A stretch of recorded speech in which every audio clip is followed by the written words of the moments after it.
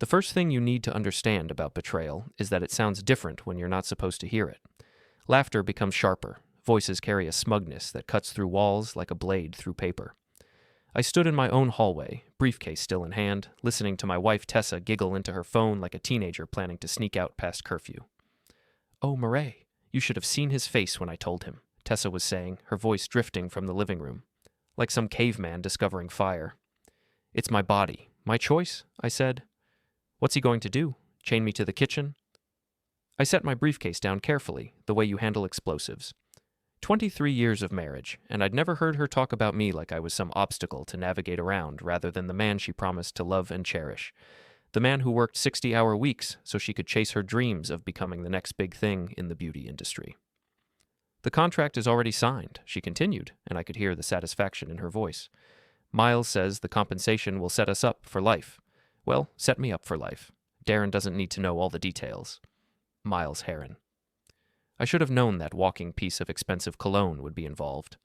Tessa's boss at the high-end salon chain, the kind of guy who wore $1,000 suits to Casual Friday and treated everyone around him like they existed solely for his entertainment. I'm Darren Halloway, by the way. 47 years old, IT systems engineer for a mid-sized logistics company. Not glamorous, but it pays the bills and keeps the lights on in our modest 3-bedroom house in what used to be a working-class neighborhood before the developers discovered it and started calling it charming and authentic. He thinks I'm doing this out of the goodness of my heart. Tessa laughed again, and the sound made my chest tighten. Some fertility-challenged couple who needs help? If only he knew I'm carrying Miles's baby for $200,000, plus expenses. The hallway seemed to tilt slightly. Not from shock. I'd suspected something was happening between them for months. The late nights, the secretive phone calls, the way she'd started dressing like she was auditioning for a reality show about rich housewives. What caught me off guard was the calculated nature of it all. This wasn't some passionate affair that got out of hand. This was a business transaction.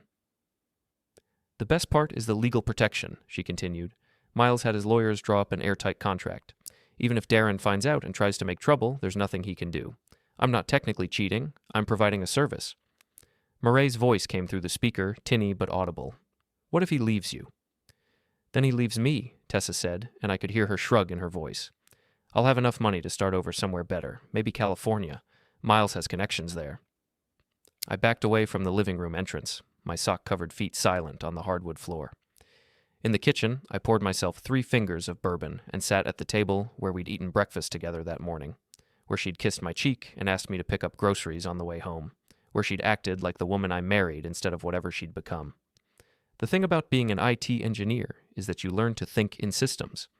Every problem has a solution if you can identify all the variables and understand how they interact. What Tessa didn't know, what she'd never bothered to learn in all our years together, is that I'm very good at understanding systems, especially when those systems are designed to screw me over.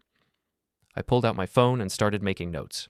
Not emotional ranting or angry accusations, but a methodical list of facts and potential responses. If my wife wanted to treat our marriage like a business transaction, then maybe it was time I started thinking like a businessman too. The front door opened 20 minutes later, and Tessa walked in carrying shopping bags from stores I couldn't afford. She'd had her hair done, again, and was wearing a dress that cost more than most people's car payments. "Hey, honey," she said, bending down to kiss my forehead. The same forehead she'd been discussing like it belonged to some annoying roommate she was planning to ditch. "How was your day?"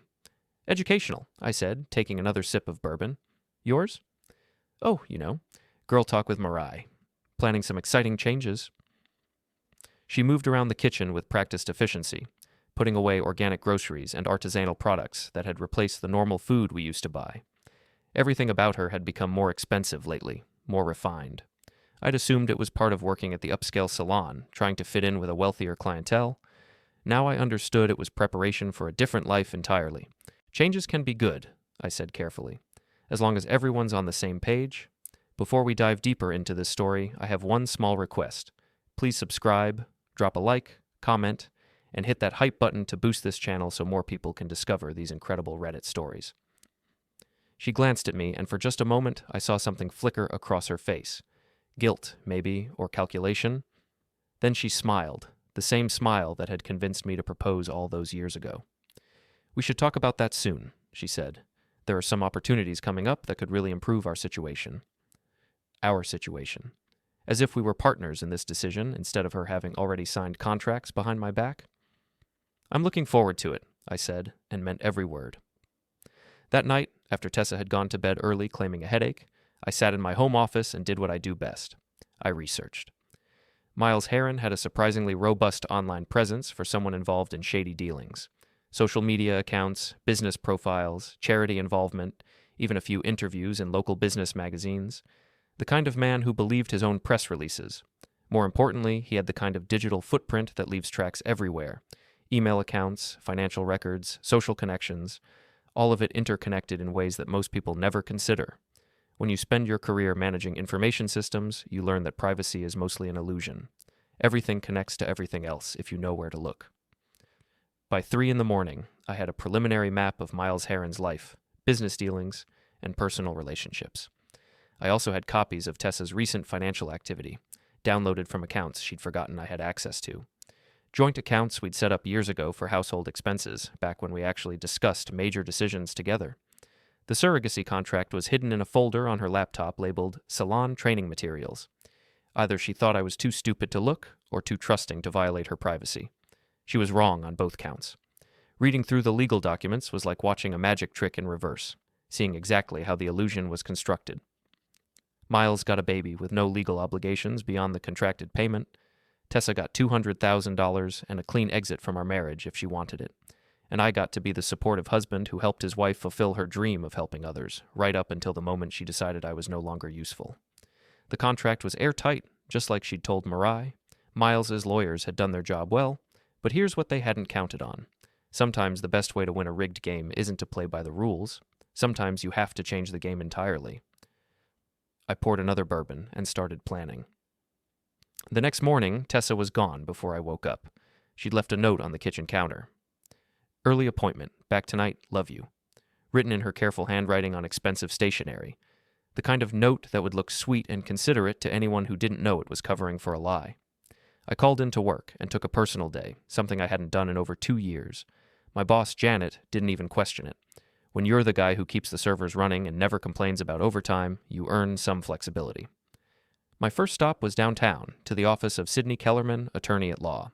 Sidney and I had gone to high school together, back when he was just Sid, who helped me cheat on Spanish tests. Now he wore suits that cost more than my monthly salary and specialized in what he called creative legal solutions. "Darren Halloway," he said, standing up from behind a desk that probably cost more than my car. "This is unexpected. What brings you to my den of legal iniquity?" "Marriage problems," I said, settling into a leather chair that was more comfortable than my couch at home. "The kind that require creative solutions." Sidney's expression shifted from friendly to professional. "Divorce? Maybe eventually. Right now, I need to understand my options when my wife is using our joint assets to finance decisions I wasn't consulted about." I handed him printouts of the financial records I'd gathered. Sidney had always been good with numbers, even back in high school. Now he was better with loopholes. He reviewed the documents with the focused attention of a surgeon examining x-rays. After 10 minutes, he leaned back in his chair and smiled the way sharks probably smile when they smell wounded fish. "Your wife has been busy," he said, "and sloppy. These joint accounts she's been using for her personal expenses. Technically, you have equal access and equal authority over them." "Meaning?" "Meaning if you wanted to freeze these accounts pending a full financial review, you could do that. Today, if you wanted.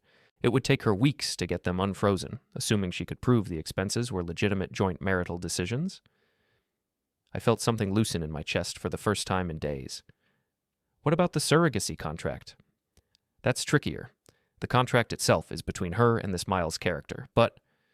He flipped through the pages again. "The initial medical expenses and legal fees were paid from joint accounts, without your consent or signature. That creates some interesting complications." "What kind of complications?" "The kind where you could argue that joint marital assets were used to facilitate an agreement that violates the terms of your marriage. Depending on how nasty you want to get, you could probably claim alienation of affection, breach of fiduciary duty, maybe even fraud." Sidney was warming to the topic now, his eyes bright with the possibility of a complex legal battle.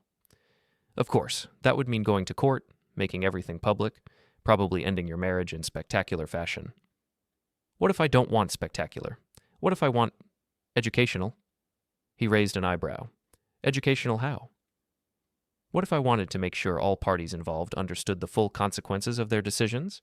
not necessarily through the courts, but through more direct means. Sidney leaned back in his chair, studying me with the expression he used to get when we were planning elaborate pranks in high school. How direct are we talking? Completely legal, but creative. Ah, he smiled. Creative I can work with. Let me make some calls. My second stop was Jackie's boxing gym, a converted warehouse in the part of town that gentrification hadn't reached yet. Jackie Morales had been my best friend since college, back when we were both young and stupid enough to think the world owed us something. Now he was the kind of guy who could get things done without asking too many questions about why they needed doing. I found him in his office, a cramped space above the main gym floor that smelled like leather and honest sweat. Jackie looked up from a stack of bills and grinned when he saw me. Darren, what brings you to my palace of pain?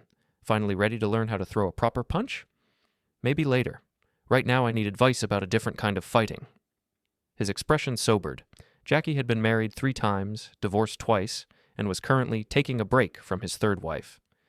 He understood relationship warfare better than most generals understood actual warfare.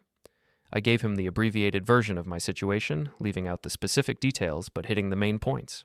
Wife, boss, money, betrayal, legal contracts designed to screw me over. So what do you want to do about it? He asked when I finished. I want them to understand that actions have consequences. I want them to learn that treating people like disposable assets is a dangerous game. Jackie nodded slowly. And you want to do this without ending up in handcuffs or paying alimony for the rest of your natural life. Exactly. He was quiet for a moment, listening to the sound of heavy bags being pounded in the gym below. You know what your problem is, Darren? You're too nice. You play by rules that other people ignore. Sometimes you have to fight fire with fire. I'm open to suggestions. Information is power, reputation is everything, and timing is crucial. He counted off on his fingers. You want to hurt them? Find out what they value most and threaten it. But do it smart. Do it so they can't trace it back to you and can't fight back without making things worse for themselves. Any ideas how? Jackie grinned. Oh, I've got ideas. But first, tell me more about this Miles character. Rich guys like that, they always have secrets. Now find the secrets, and you find the leverage. We talked for another hour, and by the time I left, I had the beginnings of a plan that was elegant in its simplicity and devastating in its potential effectiveness. The kind of plan that would teach everyone involved that underestimating Darren Halloway was a mistake they'd only make once. My final stop of the day was the Meridian Salon, the upscale chain where Tessa worked and where Miles Heron held court like some kind of beauty industry emperor. I'd only been there a few times. Holiday parties, the occasional lunch date back when Tessa and I still did lunch dates. But I knew the layout, and more importantly, I knew the culture. High-end salons are ecosystems built on gossip, competition, and social hierarchy. Everyone knows everyone else's business, and information flows like water, finding the lowest point. If you wanted to destroy someone's reputation in that environment, you didn't need elaborate schemes or expensive lawyers. You just needed to know which buttons to push and when to push them. I parked across the street and watched the afternoon clientele come and go. Wealthy women with perfect hair and expensive handbags. The kind of people who paid more for a single appointment than most families spent on groceries in a month. Tessa's people now, or at least the people she wanted to become. Through the large windows, I could see her working at her station, animated and smiling as she styled some socialite's hair. She looked happy, confident, like a woman who'd found exactly where she belonged. What she didn't know was that belonging was about to become much more complicated. My phone buzzed with a text from Sydney. Account's frozen. She'll find out when she tries to use the cards. Call me tomorrow. Another text from Jackie. Found some interesting information about your friend Miles. We should talk. I smiled and started the car. The game was officially underway, and for the first time in months, I felt like I was playing to win instead of just trying not to lose. That evening, Tessa came home in a mood I hadn't seen in years. Excited, almost giddy, like she was carrying some wonderful secret that she couldn't wait to share. Darren, she said, practically bouncing on her toes, we need to talk. I have some incredible news. I'm listening, I said, settling into my chair with a fresh bourbon. She took a deep breath, composing herself like an actress preparing for an important scene. You know how we've always talked about financial security, about having enough money to really enjoy life instead of just surviving? I remember those conversations. Well, I've been presented with an opportunity, a chance to help someone while also setting us up for the future. She launched into her prepared speech about the surrogacy, painting it as a noble gesture that would also happen to solve all our financial problems. She was good at it. Convincing, earnest, hitting all the emotional notes about helping a childless couple achieve their dreams. If I hadn't already known the truth, I might have been impressed by the performance. $200,000, she said, watching my face carefully. Plus all medical expenses and a generous living allowance. It's a year of my life, Darren, but it could change everything for us. And you've already decided to do this?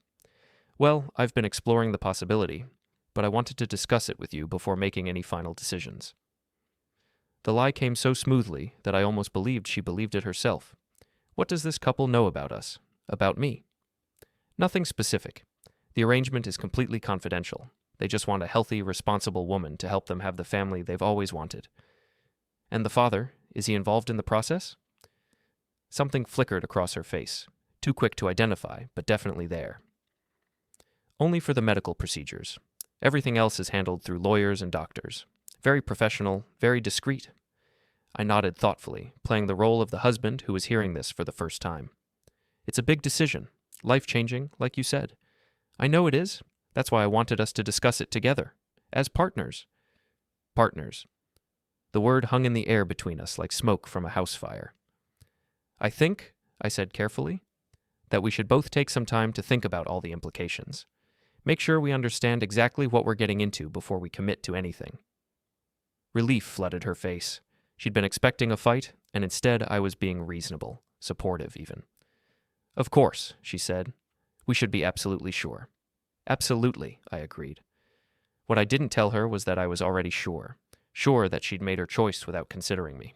Sure that she was lying about almost everything, and sure that she was about to learn some very expensive lessons about the difference between being smart and being clever.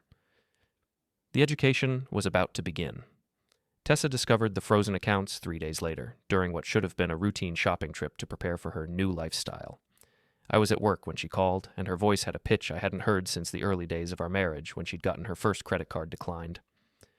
Darren, there's something wrong with our accounts, she said without preamble. The cards aren't working, and when I called the bank, they said there's some kind of hold on everything. A hold? That's strange. Did they say why? Something about a financial review. They wouldn't give me details over the phone, said we both need to come in together to discuss it. I made appropriate concerned noises while mentally thanking Sydney for his efficiency. I can probably get away from work this afternoon. Want me to meet you at the bank? Yes, please. This is really embarrassing, Darren. I'm standing in the middle of Nordstrom with a cart full of things I can't pay for. I'm sure it's just a misunderstanding. These things happen with joint accounts sometimes. What I didn't mention was that these things happen specifically when one account holder requests a comprehensive audit of all transactions over the past 6 months. Sydney had been thorough. Every payment to medical facilities, legal offices, and luxury purchases that couldn't be justified as normal household expenses was now flagged for review. The bank meeting was exactly as uncomfortable as I'd hoped it would be. Tessa sat rigid in the customer service office while a polite but firm representative explained that the accounts would remain frozen until both account holders could provide documentation justifying several large and unusual expenditures. This is ridiculous, Tessa said, her voice tight with controlled anger. Those were legitimate expenses. I'm sure they were, Mrs. Halloway, but bank policy requires verification when there are significant changes in spending patterns, especially for large medical and legal payments. What kind of verification? The representative consulted her notes. Documentation showing that both account holders authorized the expenditures, contracts, agreements, medical records if applicable, the usual paperwork for major financial decisions. Tessa's face went pale. The surrogacy contract was in her name only, as were all the related medical consultations and legal fees. She'd used joint funds to pay for a unilateral decision, and now she was being asked to prove that it was actually a joint decision. How long will this take to resolve? I asked, playing the concerned husband. Once we receive all the necessary documentation, usually 7 to 10 business days for review. Outside the bank, Tessa was quiet until we reached our cars. Then the dam burst. This is humiliating, Darren. Do you have any idea how this looks? I had to abandon a shopping cart and walk out of the store like some kind of criminal. I'm sure it's just a routine audit. Banks do this sometimes when they see unusual activity. Unusual activity? Those were medical expenses. Medical expenses for what, exactly? The question hung between us like a landmine waiting for someone to step on it. She'd been so careful to present the surrogacy as something we were considering together, but the bank records told a different story. Records that showed months of payments to fertility clinics and lawyers, all made without my knowledge or consent.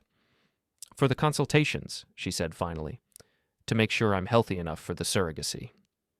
Consultations that cost thousands of dollars before we'd even decided to move forward? I wanted to be prepared, to have all the information before we made our final decision. Another lie, smoother than the last, but still obviously fabricated.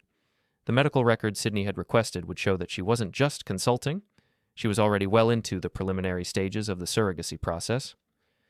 Well, I said, I guess we'll find out soon enough. The bank will want to see all the contracts and agreements anyway. Her face went through several interesting color changes. Contracts? For the surrogacy. The bank will need to see the legal documents to understand why we were paying lawyers and medical facilities. Standard procedure for this kind of review. I could practically see her mind racing, trying to figure out how to explain a signed contract for a decision we were supposedly still discussing. Maybe we should talk to Sydney about this, get some legal advice. Good idea, I'll call him tomorrow. What I didn't tell her was that Sydney was already handling the legal aspects of the situation and that the bank review was just the opening move in a much larger game. That evening, while Tessa locked herself in the bedroom making urgent phone calls, I drove to Jackie's gym for what was becoming a regular strategy session. I found him closing up for the night, alone in the empty building except for the sound of the ventilation system and the distant hum of traffic. How'd the bank meeting go? He asked, not looking up from the equipment he was cleaning. Better than expected. She's starting to realize that her perfect plan has some complications. Good. And I've got some interesting information about your friend Miles that might complicate things even further. He handed me a folder filled with printouts and photographs. Turns out Mr. Heron has been playing this game for a while. 3 different women in the past 5 years, all employees or contractors connected to his businesses, all signed similar surrogacy contracts. I flipped through the documents, feeling something cold settle in my stomach. 3? 3 that I could find easily. There might be more. The interesting part is what happened to the women afterward. The photographs showed women who looked like variations of Tessa, attractive, ambitious, working in service industries that brought them into contact with wealthy clients. All of them had signed surrogacy contracts with Miles Heron. All of them had disappeared from their previous lives within a year. Disappeared how? Moved away, mostly. New cities, new jobs, new identities in some cases. One of them, a woman named Patricia Vance, started a salon in Phoenix with a mysterious cash investment. Another, Jennifer Walsh, bought a house in Denver and opened a boutique. All of them seem to be doing well, but none of them talk about their time working for Miles. Hush money? More like relocation packages. My guess is that Miles likes to keep his business arrangements clean and his former partners far away from his current operations. I studied the photographs, trying to imagine Tessa in a similar situation a year from now, living in some distant city with a new name and a cash-funded business, forbidden from ever talking about how she'd acquired her new life. There's more, Jackie continued. Miles Heron isn't just collecting babies from his employees. He's collecting leverage. Each of these women signed contracts that go way beyond simple surrogacy agreements, non-disclosure clauses, non-compete agreements, even restrictions on where they can live and work after the arrangement ends. Essentially making them disappear. Exactly. And if they ever try to cause problems for him, he's got enough legal ammunition to destroy them financially and professionally. I closed the folder, my mind already working through the implications. Tessa thought she was getting a simple business transaction, money for services rendered. What she was actually getting was a one-way ticket out of her current life, whether she wanted it or not. The question is, Jackie said, what do you want to do with this information? I want to make sure everyone understands exactly what they're getting into, starting with Miles. And how do you want to approach that? I thought about it for a moment, weighing options and consequences. Carefully, and publicly. Men like Miles Heron hate public attention, especially the wrong kind of public attention. You thinking about making some noise? I'm thinking about making sure his current business practices get the scrutiny they deserve, maybe starting with the other salon employees who might not know what they're signing up for. Jackie smiled the way he used to smile before big boxing matches, when he was confident about the outcome but excited about the fight itself. Information warfare. I like it. The best part is that it's all true. We're not making anything up or spreading false rumors. We're just making sure that people have access to information they might find useful. When do we start? Tomorrow. I want to visit the salon during peak hours, maybe have a conversation with some of Tessa's coworkers about their career opportunities. I drove home feeling better than I had in weeks. The frozen accounts were just the beginning. a way to get Tessa's attention and make her realize that her perfect plan wasn't as airtight as she'd thought. But the real campaign was about to begin, and it would target the source of the problem rather than just the symptoms. Miles Heron had built his little empire on the assumption that he could manipulate people without consequences, that his money and lawyers made him untouchable. He was about to learn that assumptions can be dangerous things, especially when they're built on incomplete information. Tessa was still on the phone when I got home, her voice carrying through the bedroom door in urgent, hushed tones. I could hear fragments of conversation. Complications, temporary setback, need to be patient? She was talking to Miles, trying to reassure him that everything was under control. What she didn't know was that control was an illusion, and illusions have a way of shattering when you examine them too closely. Tomorrow, we'd start examining Miles Heron's illusions very closely indeed. I poured myself a bourbon and settled into my chair, listening to my wife lie to her lover about problems she didn't even fully understand yet. The education was proceeding exactly as planned. The Meridian Salon on a Thursday afternoon was like a theater during intermission, all nervous energy and barely contained drama. I'd timed my visit for the busiest part of their day, when the staff would be stretched thin and distracted, perfect conditions for the kind of casual conversation that spreads through a workplace like wildfire.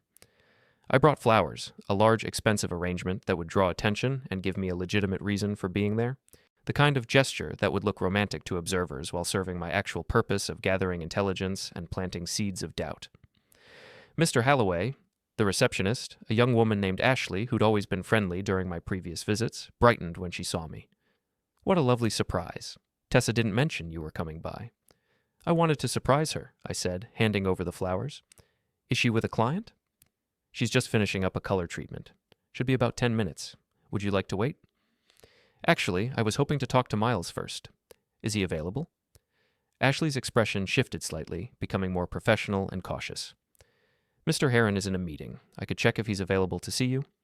"That would be great. Tell him it's about Tessa's career opportunities. I think he'll want to make time." While Ashley made the call, I surveyed the salon's main floor. It was exactly as I remembered, all glass and chrome and carefully orchestrated luxury, designed to make clients feel like they were part of something exclusive and important. The staff moved through the space with practiced efficiency, but I could see the tension underneath the polish. This was a workplace built on competition and hierarchy, where information was currency and secrets were leverage. "Mr. Heron will see you in his office," Ashley said, returning with a smile that didn't quite reach her eyes. "Third floor, elevator to your right." Miles Heron's office was a monument to expensive taste and subtle intimidation. Floor-to-ceiling windows overlooked the city, while the walls displayed awards and photographs that documented his rise through the beauty industry. He sat behind a desk that probably cost more than most people's cars, wearing a suit that had been tailored to emphasize his success. "Darren," he said, standing to shake my hand with the kind of firm grip that was supposed to establish dominance. "This is unexpected. Ashley mentioned something about Tessa's career." "Among other things," I said, settling into the chair across from his desk. "I wanted to discuss the opportunities you've been offering her. Tessa is a valuable member of our team. We're always looking for ways to help our best people advance. Including opportunities outside the traditional salon business?" Something flickered across his face, too quick to identify, but definitely there. "I'm not sure I follow." "The surrogacy arrangement. Tessa told me you've been very supportive of her decision to help a childless couple." Miles leaned back in his chair, his expression becoming carefully neutral. "That's a personal matter between Tessa and her clients. I've simply provided some guidance about the legal and medical aspects. Very generous of you, especially considering the financial commitment involved." "Financial commitment?" "The initial expenses, medical consultations, legal fees, lifestyle adjustments. Tessa mentioned that you've been covering some of those costs while we work out the details." This was a carefully constructed lie, designed to make Miles think that Tessa had told me more than she actually had. His reaction would tell me whether he was worried about my knowledge or confident in his legal protections. "I think there might be some confusion," he said carefully. "Any expenses related to Tessa's personal decisions are her responsibility." "Of course. I just wanted to make sure we were all on the same page about expectations and obligations." We stared at each other across his expensive desk, two men having a conversation that was really about something else entirely. He was trying to figure out how much I knew and whether I represented a threat to his plans. I was trying to make him nervous enough to make mistakes. "Darren," he said finally, "I hope you understand that Tessa is an adult who's capable of making her own decisions about her body and her future." "Absolutely. just like I'm capable of making decisions about our shared assets and legal obligations. Another flicker, stronger this time. Legal obligations? Marriage creates all kinds of interesting legal connections. Joint property, shared debts, mutual responsibilities. When one spouse makes major decisions that affect both parties, it can create complications. What kind of complications? The kind that lawyers love and businessmen hate. Public complications, usually. Miles was fully focused now, his casual demeanor replaced by sharp attention. Are you threatening me, Darren? I'm having a conversation with my wife's boss about her career opportunities, just like any supportive husband would do. I stood up, smoothing down my shirt with the kind of casual gesture that suggested the meeting had been routine and pleasant. I should go find Tessa. Thank you for taking the time to chat. Darren? His voice stopped me at the door. I hope we understand each other. Perfectly, I said. I think we're going to understand each other very well. I left his office knowing that I'd accomplished exactly what I'd intended. Miles Heron was now wondering how much I knew, what I might do with that knowledge, and whether his carefully constructed arrangement was as secure as he'd thought. Uncertainty was a powerful weapon against men who were used to controlling every variable. Downstairs, I found Tessa finishing with her client, a well-dressed woman in her 60s who was examining her new hairstyle in the mirror with the critical attention of an art collector evaluating a painting. Mrs. Patterson, you look absolutely stunning, Tessa was saying, making final adjustments with the practiced skill that had made her successful in this business. This color is going to photograph beautifully at the charity gala. You think so? I want to look perfect for the cameras. There will be reporters there, you know.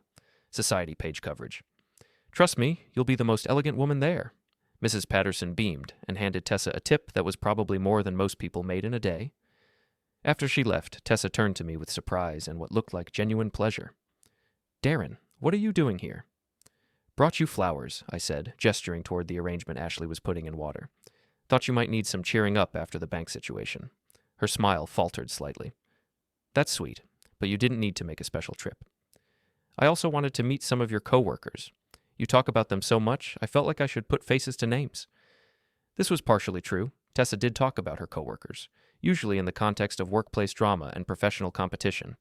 What I really wanted was to start conversations that would eventually lead to questions about Miles Heron's business practices. Let me introduce you around, she said, but I could hear the reluctance in her voice. The next 20 minutes were educational in ways I hadn't expected. The salon staff was a complex ecosystem of personalities and ambitions, all of them navigating the politics of working for a demanding boss in a high-pressure environment. But more importantly, several of them had stories about Miles that painted a picture of a man who liked to blur the lines between professional and personal relationships. He's very hands-on, said Carmen, a stylist who'd been with the company for 3 years, always offering career advice, financial guidance, opportunities for advancement. What kind of opportunities? I asked. Special projects, private clients, sometimes arrangements that go beyond normal salon work. Sounds intriguing. Carmen glanced around to make sure no one was listening, then leaned closer. Between you and me, I think some of the girls have gotten involved in things that aren't exactly professional, if you know what I mean. I'm not sure I do. Personal services, for very wealthy clients who want more than just hair and makeup. The implication hung in the air between us. Carmen was suggesting that Miles Heron was running more than just a salon. He was facilitating arrangements between his female employees and wealthy men who were looking for companionship that went beyond professional services. Has anyone ever complained about these arrangements? Not officially, but I've noticed that some of the girls who get involved in the special projects tend to move on pretty quickly. New cities, new jobs, always with enough money to start over somewhere else. Sounds like generous severance packages. Or hush money, Carmen said quietly. I filed this information away for future use. Miles Heron wasn't just manipulating individual women like Tessa. He was running a systematic operation that used financial pressure and career opportunities to recruit women for wealthy clients. The surrogacy arrangements were just one part of a larger business model. Darren? Tessa appeared at my elbow, looking slightly strained. Ready to go? Just getting to know your work family, I said. Carmen was telling me about the career advancement opportunities here. Tessa's expression tightened. We should probably head home. I have an early day tomorrow. On the way to our cars, she was quiet until we reached the parking lot. Then she turned to me with an expression I hadn't seen before. Part anger, part fear, all calculation. What were you really doing here, Darren? Bringing you flowers, meeting your co-workers, being a supportive husband.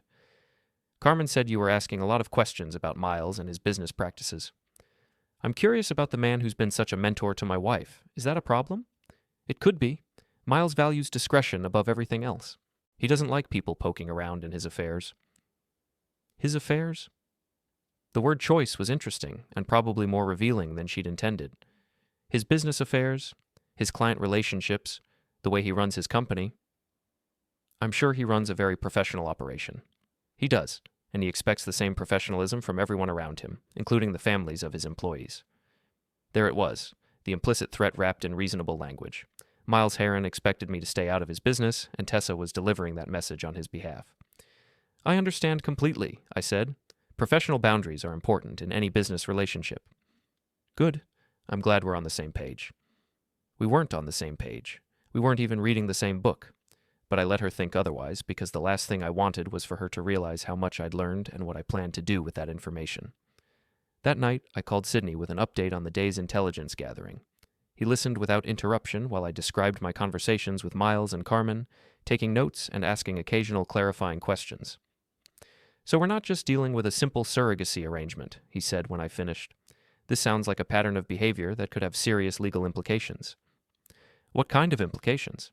If Miles is using his position as an employer to coerce female employees into personal arrangements with wealthy clients, that's potentially criminal.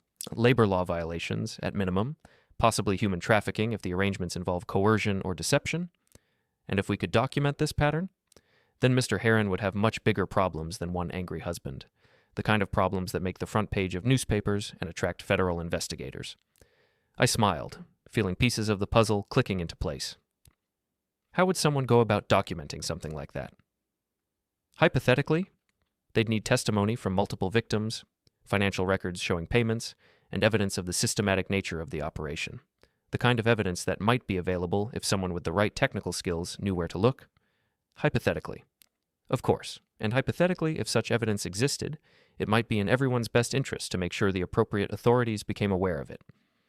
I'll keep that in mind. After I hung up, I sat in my home office and started planning the next phase of the campaign. Miles Heron thought he was dealing with one angry husband who could be managed through intimidation and legal threats. What he was actually dealing with was a systematic investigation that would expose his entire operation to the kind of scrutiny that men like him spent their lives avoiding. The education was about to become much more comprehensive.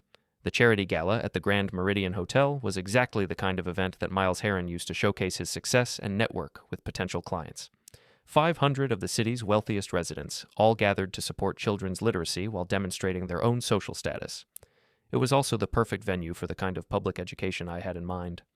I'd spent 2 weeks preparing for this night, gathering evidence and coordinating with Sydney to ensure that everything we planned was legal, documented, and devastating. The guest list read like a directory of the city's power structure: politicians, business leaders, socialites, and media personalities, all of them dressed in formal wear and armed with smartphones. Tessa had been excited about the gala for months, back when she thought it would be a celebration of her new life and elevated social status. She'd bought an expensive dress with money from our joint account before the freeze, and spent hours planning her appearance like a general preparing for battle. "This is important, Darren," she'd said that morning while getting ready. "Miles is being honored tonight for his charitable work. There will be reporters, photographers, influential people who could help my career." "Our career," I'd corrected gently. "Right, our future." What she didn't know was that Miles Heron's charitable work was about to receive a different kind of attention than he'd been expecting. The hotel ballroom was magnificent. Crystal chandeliers, silk-draped tables, a stage where local celebrities would present awards and deliver speeches about the importance of education. I'd arrived early and positioned myself near the bar, where I had a clear view of the main entrance and the media area where reporters were setting up their equipment. Miles entered like royalty, wearing a tuxedo that probably cost more than most people's monthly salary and accompanied by a small entourage of business associates and salon employees. Tessa was among them, radiant in her expensive dress and clearly thrilled to be part of the inner circle. What Miles didn't notice was the woman standing near the registration table, holding a press badge and a digital recorder. Jennifer Walsh, one of the former employees Jackie had tracked down, had agreed to attend the gala as a freelance journalist covering the event for a local lifestyle magazine. She'd also agreed to ask some very specific questions if the opportunity presented itself. The first hour of the event proceeded normally. Cocktails, networking, the usual social maneuvering that characterized these gatherings. Miles worked the room like a politician, shaking hands and making small talk with potential clients and business partners. Tessa stayed close to his side, playing the role of successful protege rather than secret surrogate mother. I waited until the formal program began before making my first move. While Miles was on stage accepting his humanitarian award, I approached several reporters and mentioned that I had some interesting background information about the honoree's business practices. Nothing dramatic or accusatory, just a suggestion that there might be more to the story than the official narrative. "What kind of background information?" asked Rebecca Martinez, an investigative reporter for the city's largest newspaper. "The kind that shows how Mr. Heron's mentorship of young women extends beyond traditional business relationships," I said, handing her a folder containing copies of the contracts and financial records Sydney had helped me compile. All public information, but arranged in a way that tells an interesting story. Rebecca flipped through the documents, her expression becoming more focused as she recognized the implications of what she was seeing. "These are surrogacy contracts. Among other things, notice the pattern of employees, the financial arrangements, and what happens to the women afterward. This suggests a systematic operation. That would be for you to determine. I'm just a concerned citizen who thinks the public has a right to know how their charitable donations are supporting business practices." While Rebecca studied the documents, I moved to the next phase of the plan. Jennifer Walsh had positioned herself near the media area, and when Miles finished his acceptance speech, she approached him with her recorder and press credentials. "Mr. Heron, congratulations on your award. I'm working on a feature story about successful entrepreneurs who give back to their communities. Could I ask you a few questions about your business philosophy?" Miles was clearly pleased by the attention. "Of course. I'm always happy to discuss the importance of supporting young people's dreams." "Speaking of supporting dreams, I understand you've been particularly generous in helping female employees advance their careers through special opportunities. I believe in empowering women to take control of their financial futures, including opportunities in surrogacy arrangements." Miles's expression changed, becoming more cautious. "I'm not sure what you mean." "I have information suggesting that you've facilitated surrogacy contracts between employees and wealthy clients. Can you comment on that?" "No comment," Miles said, turning away from the recorder. But Jennifer wasn't finished. "What about Patricia Vance, who moved to Phoenix after working for you? Or Carmen Rodriguez, who relocated to Denver? Both women received substantial financial settlements after signing contracts related to personal services." "I don't discuss former employees." "Even when those employees were paid significant sums to relocate and sign non-disclosure agreements?" Miles was visibly uncomfortable now, looking around for security or an escape route. But Jennifer had done her homework, and she pressed the advantage. "Mr. Heron, are you operating a business that uses employment opportunities to recruit women for wealthy clients seeking personal services, including surrogacy?" "This interview is over," Miles said, but his voice was loud enough to attract attention from other reporters and nearby guests. That was my cue for the final phase. I approached the growing crowd around Miles and Jennifer, carrying a manila envelope that contained the most damaging evidence Sydney and I had compiled. "Excuse me," I said to the reporters, "but I think you might find this information relevant to your story." I handed over copies of bank records showing payments from Miles's business accounts to multiple women over the past 5 years, all of them corresponding to dates when employees had left the company and relocated to distant cities. The pattern was unmistakable, and the amounts were substantial, exactly the kind of evidence that turned speculation into front-page news. "What is this?" Miles demanded, but his voice had lost its authority. "Public records," I said calmly. "Financial transactions that show how you've been using your businesses to facilitate arrangements between wealthy clients and vulnerable employees." "You have no right." "I have every right to share public information with journalists who are investigating matters of public interest." The crowd around us was growing, and I could see other guests pulling out their phones to record the confrontation. Miles Heron's charitable evening was becoming a very different kind of media event. "Darren." Tessa appeared at my elbow, her face pale with confusion and growing horror. "What's happening?" "Your husband is making some very serious accusations," Miles said, his voice tight with controlled anger. "Not accusations," I corrected. "Documentation. There's a difference." Rebecca Martinez had been reviewing the bank records while listening to our exchange. Now she looked up with the expression of a reporter who'd just discovered a major story. "Mr. Heron, these records show payments totaling over $2 million to former female employees over the past 5 years. Can you explain the nature of these payments?" "Severance packages. Perfectly legal business expenses. Severance packages that require the recipients to relocate to specific cities and sign extensive non-disclosure agreements." Miles looked around the ballroom, clearly realizing that his carefully constructed world was collapsing in the most public way possible. The other guests were watching with the fascinated attention that people reserve for spectacular disasters, and several more reporters had joined the growing crowd. "This is harassment," he said finally. "I'm being targeted by a disgruntled employee's husband who's trying to interfere with legitimate business relationships." "Legitimate business relationships?" I repeated. "Is that what you call manipulating employees into surrogacy arrangements with wealthy clients?" "I don't manipulate anyone. I provide opportunities for women who want to improve their financial situations. By carrying babies for rich men who want to avoid the complications of traditional relationships?" The question hung in the air like a challenge, and I could see Miles calculating whether to deny it or try to justify it. Either choice would be damaging, but denial would be provably false given the evidence that was now in the hands of multiple reporters. "I provide legal services," he said finally. "Everything I do is completely within the law." "Legal doesn't mean ethical," Jennifer Walsh said, still recording. "And it doesn't mean your employees are making truly informed decisions about what they're agreeing to." "What exactly are you suggesting?" "I'm suggesting that you use your position as an employer to identify vulnerable women, then manipulate them into arrangements that benefit you and your wealthy clients while leaving them isolated and dependent on your continued discretion." Miles was losing control of the narrative, and everyone in the ballroom could see it. His face was flushed, his voice was becoming defensive, and his usual smooth confidence had been replaced by obvious desperation. "Darren," Tessa said quietly, "we need to talk. Now." "Actually," said Rebecca Martinez, "I'd like to get Mrs. Halloway's perspective on this story. Ma'am, are you currently involved in one of these surrogacy arrangements?" Tessa looked like she'd been slapped. That's personal." "Not when it involves potential labor law violations and systematic exploitation of employees." "I'm not being exploited. I made my own choice. Based on complete information about Mr. Heron's business practices and the experiences of other women who've been in similar situations."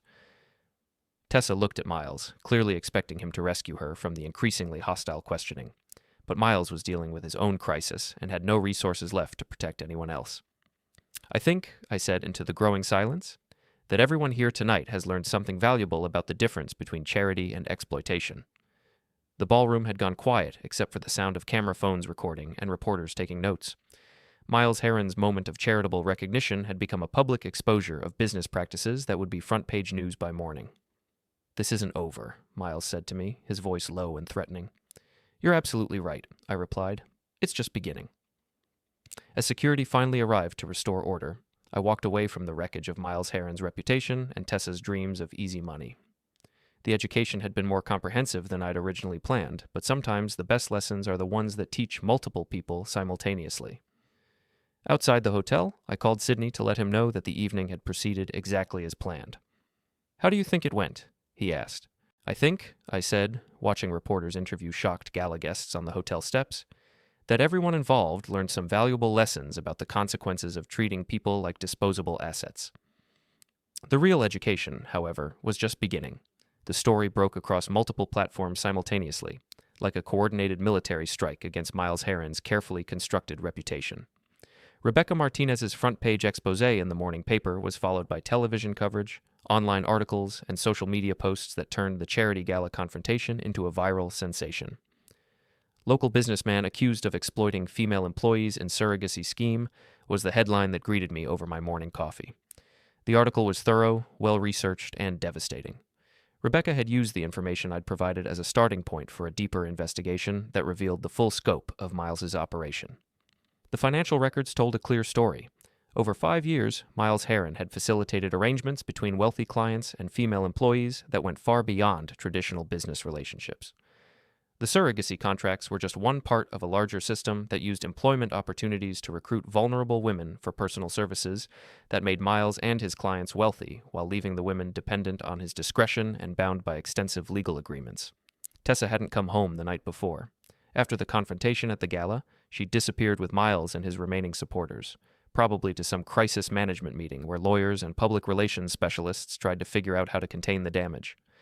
She'd sent a single text message around midnight. "Staying at Murray's tonight. We need to talk tomorrow." My phone had been ringing constantly since the story broke.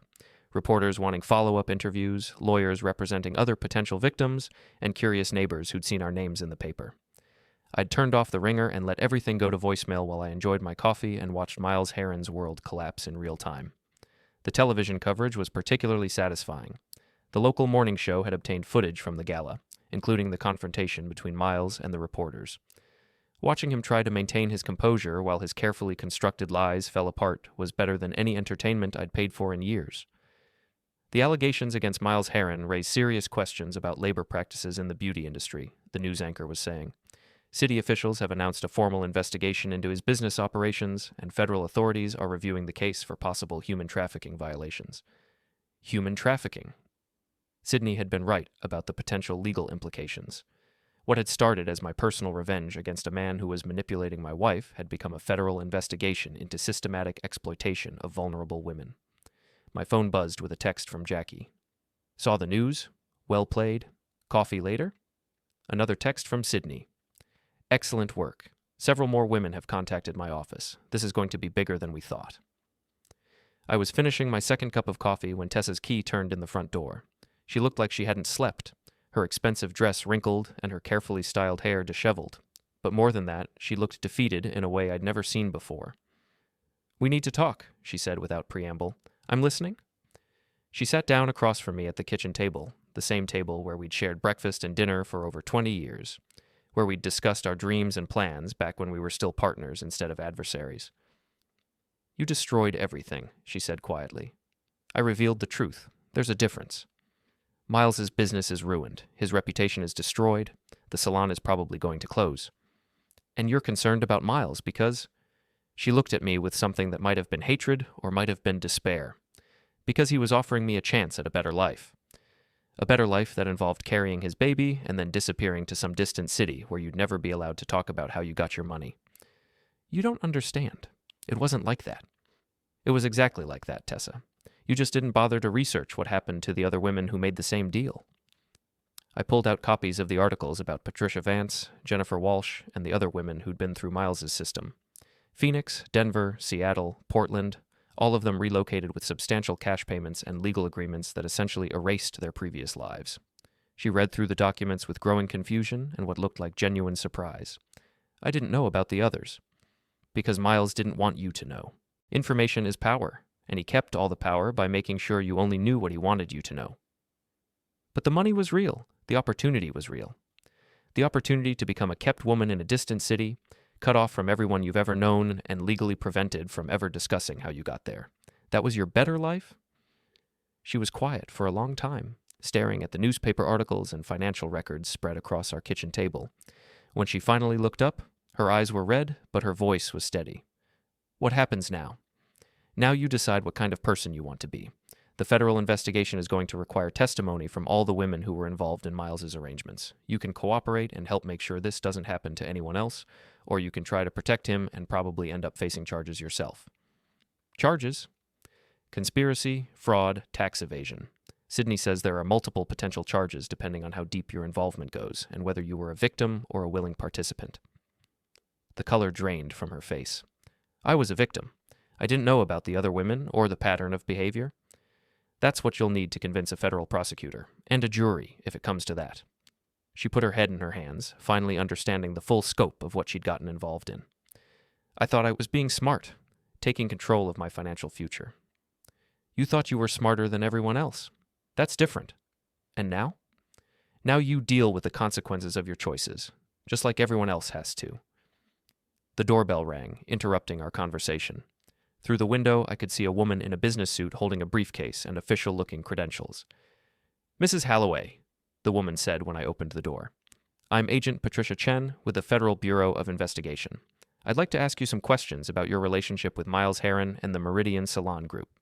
Tessa's education was about to become much more comprehensive than either of us had anticipated. The next several hours were a blur of questions, documents, and legal procedures that transformed our kitchen into an impromptu FBI field office. Agent Chen was thorough, professional, and clearly well prepared for the interview.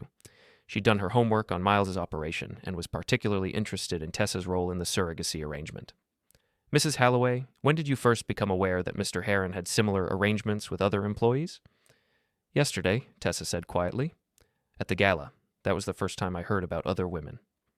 And you signed the surrogacy contract without knowing about these precedents? Yes, Miles presented it as a unique opportunity to help a childless couple while improving my own financial situation. Did he mention that the arrangement would require you to relocate after the birth? He said it might be advisable for privacy reasons, but he made it sound optional. Agent Chen made notes while Tessa answered questions about the timeline of her involvement, the financial arrangements, and her understanding of what she was agreeing to. It became clear that Tessa had been manipulated just like the other women, but that her ignorance wouldn't necessarily protect her from legal consequences. Mrs. Halloway, we're going to need you to cooperate fully with this investigation. That means providing all documents related to your arrangement with Mr. Heron, testifying before a grand jury if required, and being available for additional interviews as the case develops. What if I refuse? Then you'll be treated as a potential co-conspirator rather than a victim. I'd strongly advise against that approach. After Agent Chen left, Tessa and I sat in our kitchen, surrounded by the debris of our marriage and her shattered dreams of easy money. The house felt different somehow, like a stage set after the play has ended and the audience has gone home. I'm sorry, she said finally. For which part? The affair, the lies, the attempt to steal our joint assets, or the federal investigation? All of it. I thought I was being smart, but I was just being selfish and stupid. Yes, you were. Can you forgive me? I looked at my wife of 23 years, sitting across from me in her wrinkled gala dress with her makeup smeared and her carefully constructed new life in ruins around her. She looked younger somehow, more like the woman I'd married before ambition and dissatisfaction had turned her into someone I didn't recognize. I don't know, I said honestly. Forgiveness is different from trust, and trust is what makes a marriage work. I know I broke that. You didn't break it. You took it out back and shot it, then buried the body and pretended it never existed. She winced at the harshness of my words, but didn't argue with their accuracy. What happens to us now? Now you deal with the federal investigation and figure out how to rebuild a life that doesn't depend on manipulating other people or making deals with criminals. And us? Our marriage? I looked around our kitchen, remembering all the conversations we'd had at this table over the years, planning vacations, discussing career changes, arguing about money and dreams and the future we thought we were building together. I don't know, I said again. Ask me after the trial. The next morning brought more news coverage, more phone calls, and more evidence that Miles Heron's operation had been even more extensive than anyone had initially realized. Women from other cities were coming forward with similar stories, and federal investigators were expanding their inquiry to include potential violations in multiple states. Tessa had moved into the guest bedroom, and we were navigating around each other like polite strangers, sharing a temporary space. The intimacy and partnership that had defined our marriage for over 2 decades had been replaced by careful courtesy and mutual wariness. But something else had changed, too. For the first time in months, I felt like I was in control of my own life, instead of being manipulated by other people's secret agendas. The revenge I'd planned had been more successful than I'd dared to hope, but more importantly, it had restored my sense of agency in a situation where I'd been treated like an irrelevant obstacle. Miles Heron was facing federal charges that could result in decades in prison. His business empire was collapsing as clients fled and employees sought new jobs. His reputation was destroyed beyond any possibility of recovery. Tessa was cooperating with federal investigators and trying to figure out how to rebuild a life that didn't depend on other people's money or influence. And I was sitting in my kitchen, drinking coffee and reading newspaper articles about the downfall of people who had underestimated the consequences of treating others as disposable assets. The education had been more comprehensive than I'd originally planned, but sometimes the best lessons are the ones that teach everyone involved something valuable about the price of arrogance and the power of information in the right hands. Justice, I reflected, sometimes looks a lot like revenge, but it feels much more satisfying when it's served with a side of federal prosecution.